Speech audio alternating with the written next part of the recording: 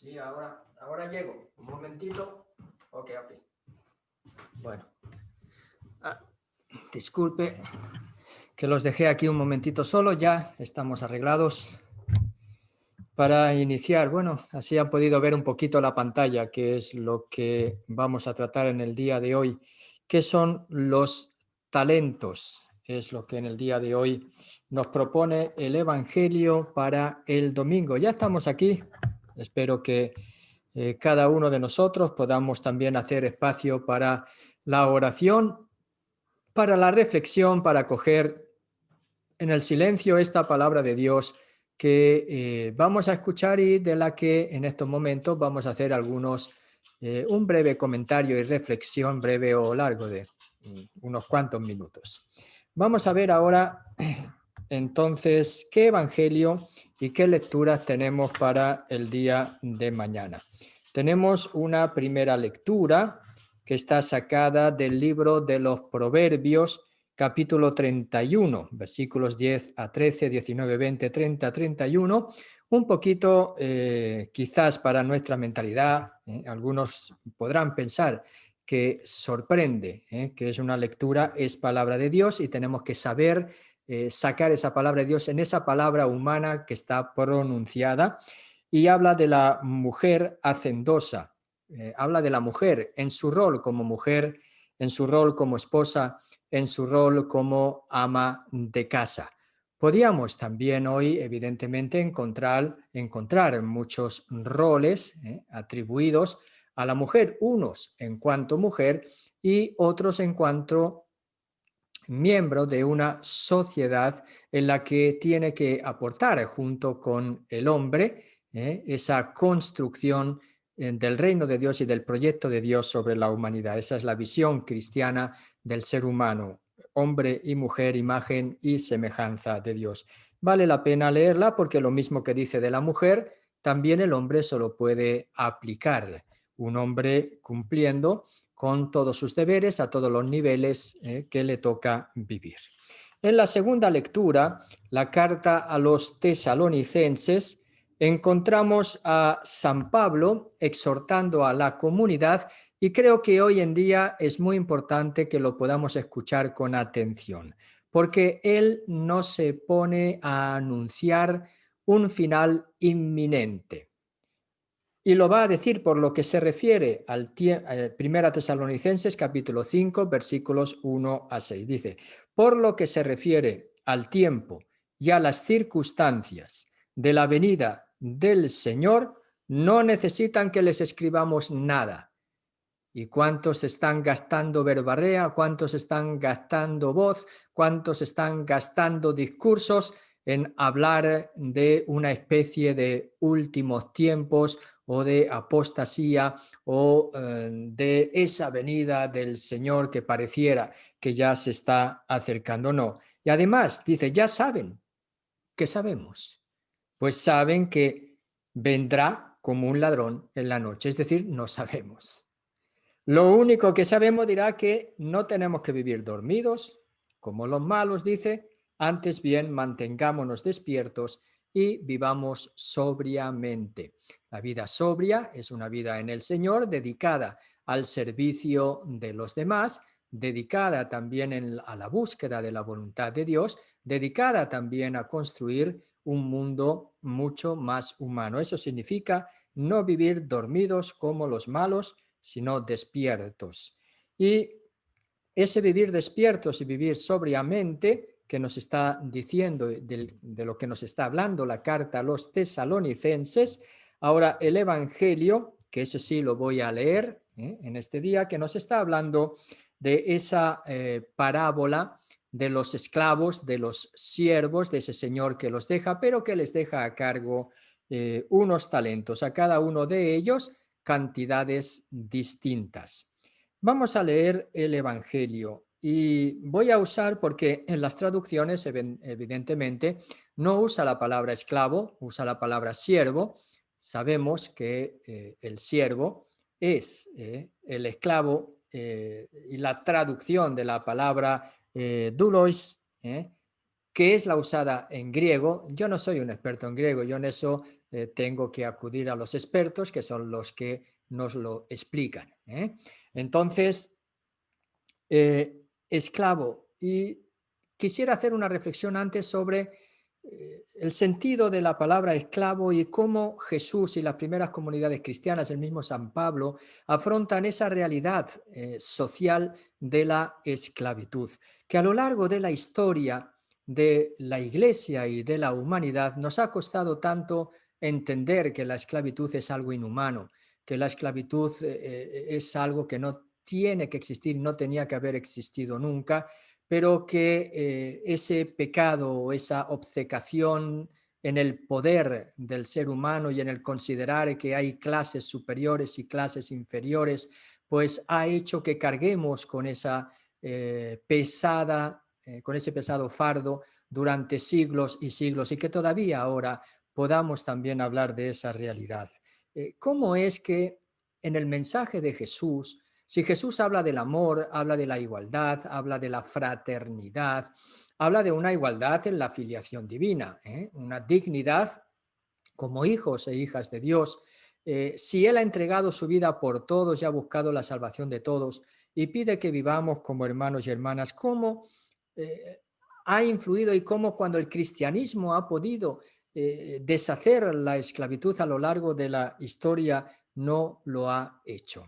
Pues ese es un enigma y un enigma que tiene su explicación y no la tiene. Estoy hablando de la historia de la Iglesia en su conjunto, del cristianismo, porque sabemos también que no solamente la Iglesia católica, sino también después de la Reforma, la esclavitud ha seguido presente en las iglesias que no son católicas, pero que también son cristianas, y que tampoco ha habido una solución hasta que no se han hecho guerras o guerras para que han costado mucha sangre. Bueno, ¿por qué eso?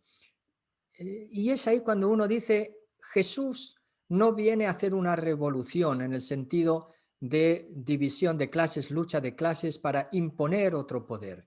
Jesús ha venido a establecer, yo diría, los fundamentos, las bases para que podamos vivir en un mundo fraterno.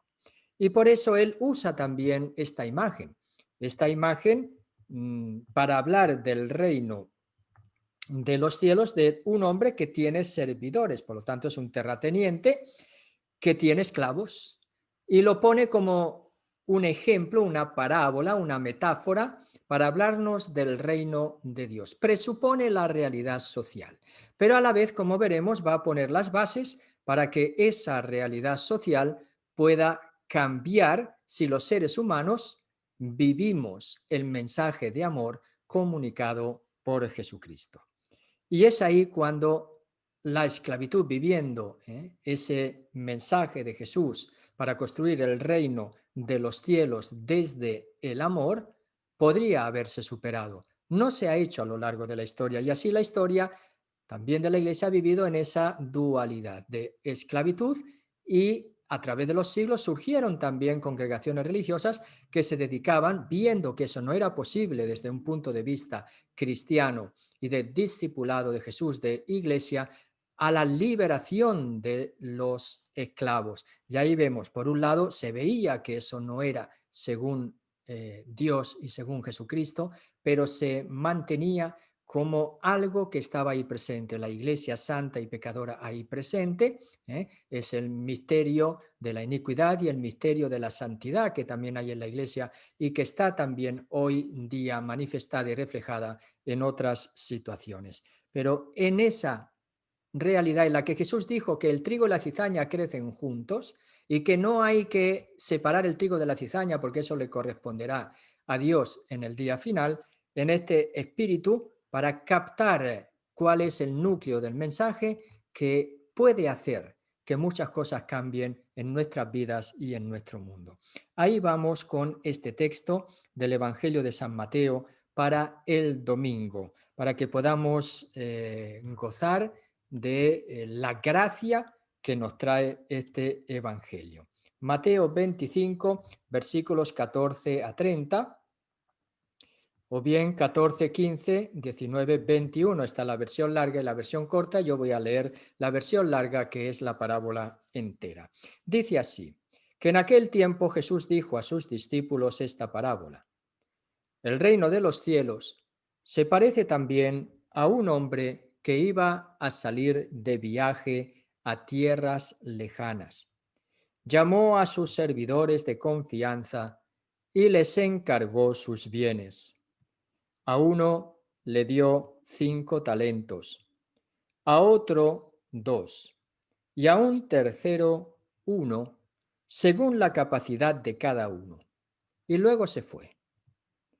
El que recibió 5 talentos fue enseguida a negociar con ellos y ganó otros 5. El que recibió 2 hizo lo mismo y ganó otros 2. En cambio, el que recibió un talento hizo un hoyo en la tierra y allí escondió el dinero de su señor. Después de mucho tiempo, regresó aquel hombre y llamó a cuentas a sus servidores. Se acercó el que había recibido 5 talentos y le presentó otros 5, diciendo, Señor, 5 talentos me dejaste, aquí tienes otros 5, que con ellos he ganado. Su señor le dijo, te felicito, siervo bueno y fiel. Puesto que has sido fiel en cosas de poco valor, te confiaré cosas de mucho valor. Entra a tomar parte en la alegría de tu señor. Se acercó luego el que había recibido 2 talentos y le dijo, Señor, 2 talentos me dejaste. Aquí tienes otros 2 que con ellos he ganado. Su señor le dijo, te felicito, siervo bueno y fiel. Puesto que has sido fiel en cosas de poco valor, te confiaré cosas de mucho valor. Entra a tomar parte en la alegría de tu señor. Finalmente, se acercó el que había recibido un talento y le dijo, Señor, yo sabía que eres un hombre duro, que quieres cosechar lo que no has plantado y recoger lo que no has sembrado. Por eso tuve miedo y fui a esconder tu talento bajo tierra. Aquí tienes lo tuyo. El Señor le respondió, siervo malo y perezoso, sabías que cosecho lo que no he plantado y recojo lo que no he sembrado. ¿Por qué entonces no pusiste mi dinero en el banco para que a mi regreso lo recibiera yo con intereses? Quítenle el talento y dénselo al que tienen 10, pues al que tiene se le dará y le sobrará. Pero al que tiene poco, se le quitará aún ese poco que tiene. A este hombre inútil, échenlo fuera, a las tinieblas. Allí será el llanto y la desesperación. Esta es la palabra del Señor que vamos a escuchar en este 33 domingo, 33 domingo, ¿verdad?, del tiempo ordinario.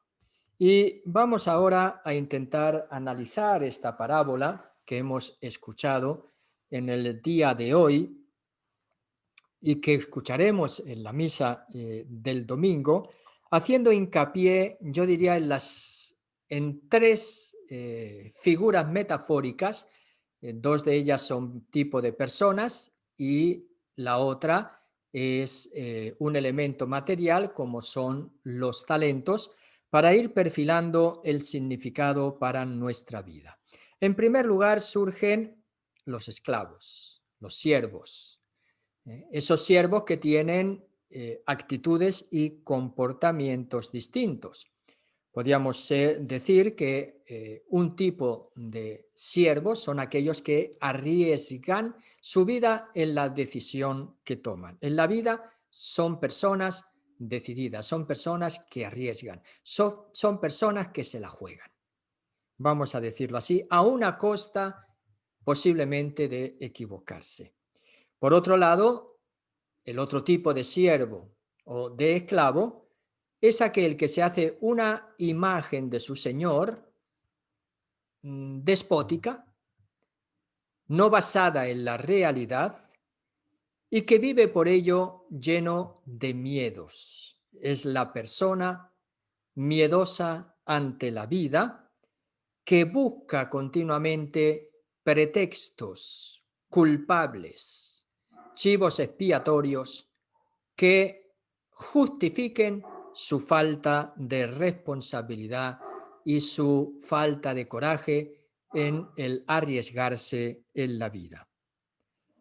Ahí tenemos un tipo de personas que están significando a cada o nos están significando a cada uno de nosotros los cristianos. En segundo lugar, tenemos el Señor. Ese Señor que se presenta, si miramos a ese siervo miedoso, como un déspota, pero que a la vez en esta parábola lo podemos descubrir en su bondad y en su generosidad. Él dice que llamó a los siervos en los que él confiaba y les confió, después hablaremos de los talentos y del significado de los talentos, pero les confió a unos 5 talentos, a otro 2 y a otro solamente 1. Y digo, ¿por qué se señala ahí la bondad del Señor? En primer lugar, porque les confía sus bienes. Es alguien que le entrega a sus siervos lo que tiene, para que ellos desarrollen, para que ellos hagan con ello lo que desean o lo que vean que tienen que hacer. Evidentemente, la actitud de los siervos arriesgados va a ser ponerlos a trabajar para que vayan fructificando, y la actitud de aquel que está lleno de miedos por ese señor que dice que es duro, que es exigente, lo único que hace es enterrarlos. Por lo tanto, son aquellos que desentierran, que hacen fructificar los talentos, y aquellos que entierran su talento. El Señor es generoso, y no solamente generoso, se ve que es generoso también por la recompensa que les da cuando vuelve. Él se va y tarda en volver. Y ese tardar en volver hace que a la vuelta los reúna y les pida cuentas. Claro, cuando nosotros nos ponemos a pensar quién será ese Señor, evidentemente tenemos que leerlo a la luz de Jesús. Jesús es la clave de interpretación en esta parábola del Señor que se va, está un largo tiempo ausente y después vuelve para pedir cuentas. Y una vez que pide cuentas y los siervos le dan esas cuentas, ahora va a premiar o va a castigar. Pero su premio es generoso. Ven a gozar de la alegría de tu Señor, porque dice, fuiste fiel en lo poco, entonces te voy a dar a cargo lo mucho. ¿Qué es lo poco? Si fue mucho lo que les dio. Pero él dice lo poco son los bienes materiales. Ahora te voy a poner a cargo de lo mucho, te voy a hacer partícipe de la alegría de tu Señor. Esa es la salvación, y tiene este elemento en la parábola del juicio final. Claro que Jesucristo es aquel que en la comunidad cristiana se fue, murió, resucitó, pero en San Mateo sabemos que se quedó con ellos, es la presencia del Emmanuel en medio de ellos, no se ha ido definitivamente, pero sabemos que la comunidad también espera a Jesús en el final, en el último retorno, es esa espera escatológica del final de los tiempos, cuando Jesús volverá por segunda vez y definitiva vez para recapitularlo todo en él y presentarlo todo al Padre. Ahí tenemos ese Señor que es bondadoso, pero desde la visión del siervo inútil, y dice y perezoso, que la traducción dicen algunos que va por la maldad del siervo, es un déspota, es un señor malvado, es alguien al que hay que temer y tenerle miedo. ¿Ven? Ahí vamos descubriendo otra característica propia de este evangelio, que es la deformación de la imagen de Dios.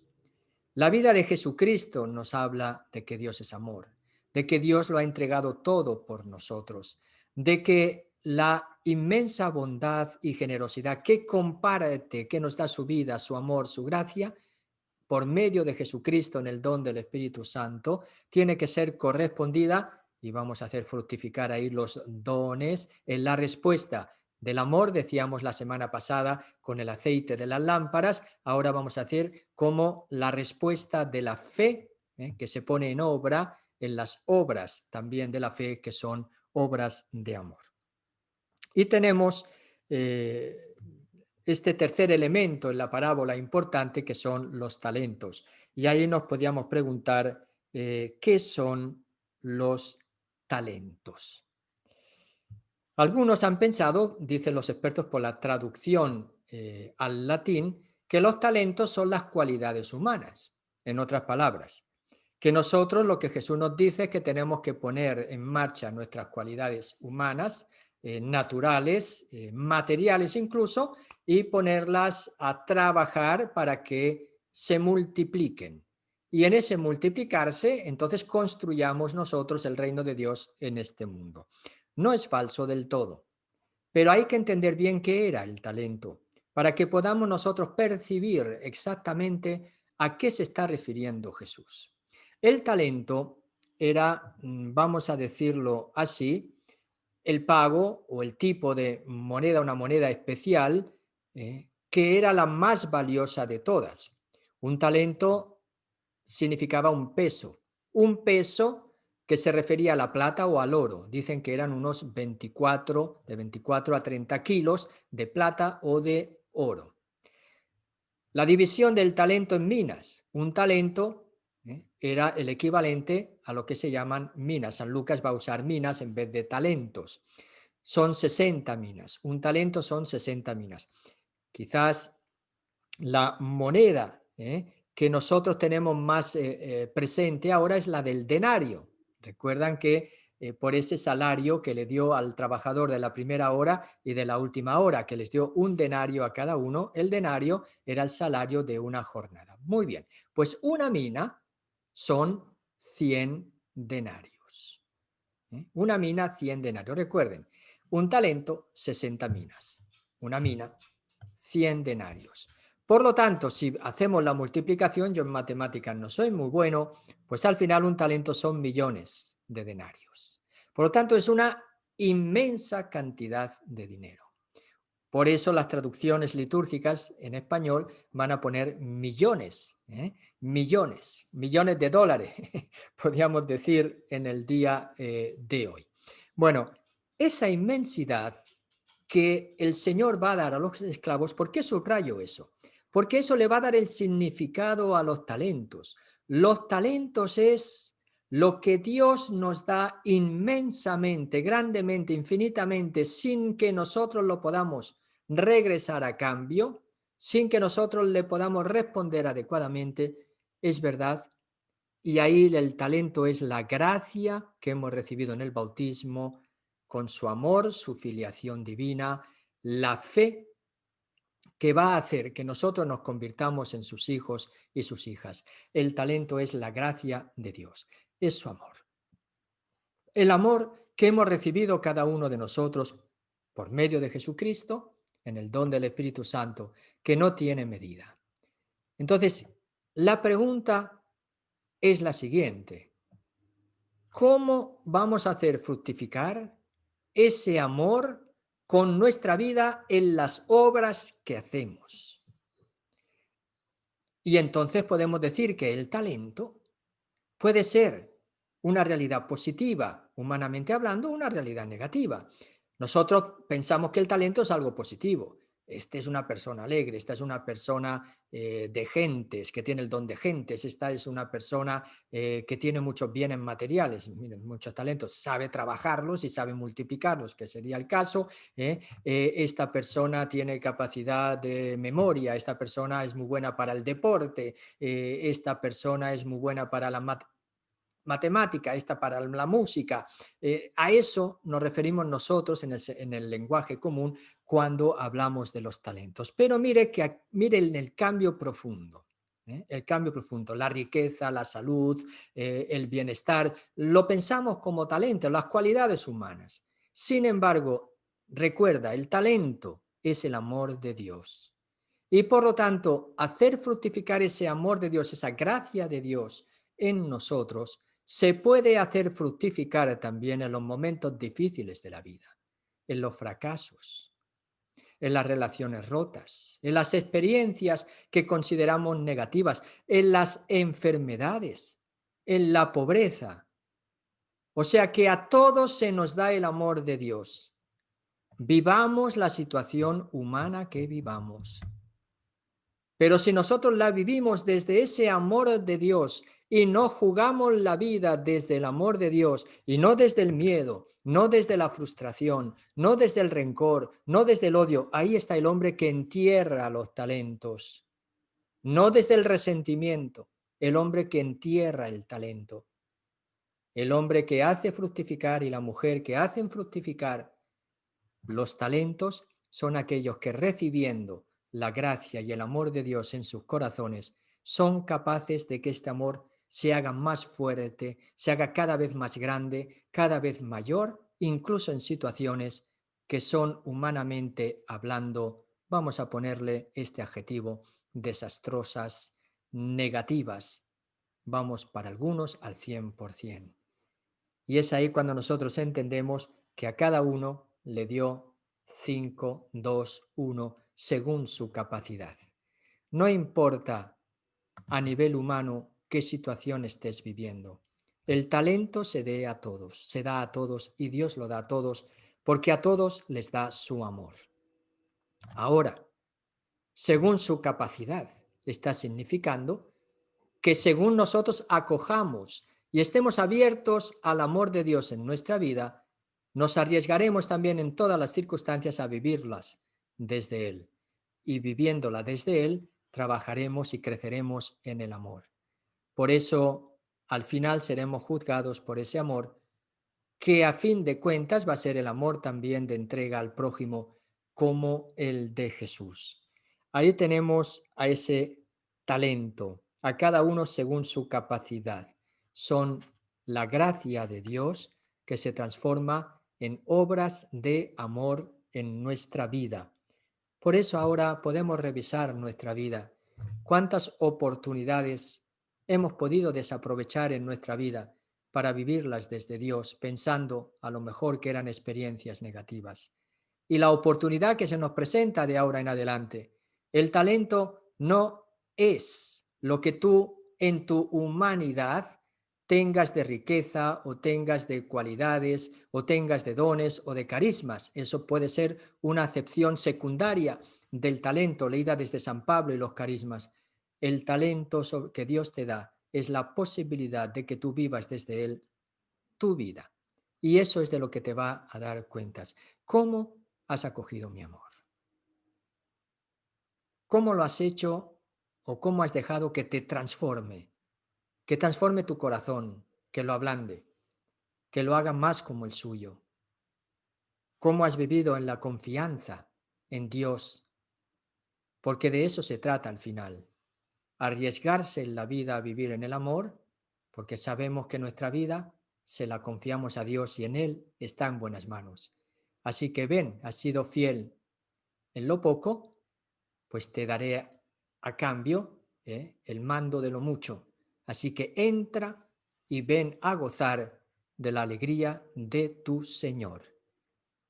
Todo se resume en una palabra, el amor de Dios en nuestros corazones. No lo dejes escapar y que nada te achique, que nada te amedrente, que nada haga que tú vivas con el miedo tu vida. El Señor no es un déspota, no es un juez severo, no es alguien que te va a pedir cuentas para hacerte pagar, es alguien que quiere hacerte entrar en la alegría para siempre de tu Señor. Hasta pronto, recibe tu bendición, no te olvides de compartir este vídeo si te ha gustado y piensas que puede ayudar a otros y recibe la bendición. En el nombre del Padre, del Hijo y del Espíritu Santo. Amén. Te deseo que pases un muy feliz domingo. Hasta pronto.